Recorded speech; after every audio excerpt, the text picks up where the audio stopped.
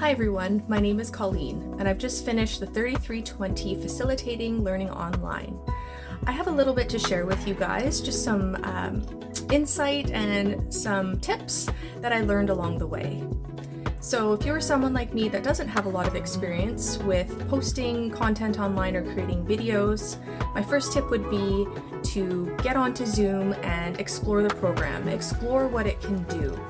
I suggest creating mock-up sessions or mock-up meetings before you do your synchronous session. So in this course, one of the requirements is to host a live synchronous session with your classmates. And if you're someone like me that likes to feel prepared and confident before presenting, you can create meetings and invite family or friends. So some of my family members were kind enough to join my mock-up sessions, and it allowed me to run through my session. So I used PowerPoint for mine, and it just helped me run through the slides just to make sure the transitions were happening properly. I used a YouTube video in my presentation as well, just to make sure the link was working properly, and also helped me figure out how to screen share and put members in breakout rooms, because you'll be required to do that as well in your session. For my asynchronous session, I used WordPress.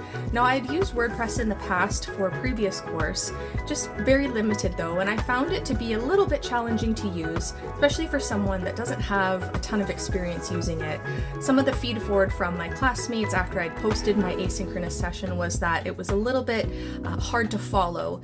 It was a little distracting. I had some text that was a little too big or too small. The pictures weren't lined up properly. Despite my efforts, I feel that WordPress was a little bit trickier for me to use, so a classmate suggested using Tumblr. It's a little bit easier of a platform to use if you are new to this. So basically this course is all about collaborative learning with your classmates. So I highly recommend that you utilize the forms for your intro video, your synchronous and asynchronous sessions.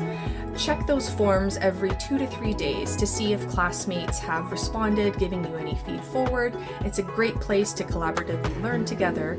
I was so lucky to be a part of a group of people that most of them were already instructing. So for someone like myself with no experience with instructing or facilitating learning online, there was a plethora of knowledge. There was lots of stuff for me to learn from my classmates. You can even share emails with each other if you're comfortable doing that. There were a few classmates, we shared each other's phone numbers so we could either call each other or send a quick text just to get some information or suggestions. I highly recommend that. Communication is key through this course with your classmates. It's more about just learning from each other instead of just reading what's in the Moodle and discovering it all by yourself. So you will have fun in this course. If you're feeling a little bit apprehensive or nervous because you're just not comfortable with posting online or making videos, I promise if you just put the effort out there, put yourself out there and reach out to your classmates, there's so much to learn. So just have fun, and by the end of this course, you will definitely feel a lot more confident creating online content.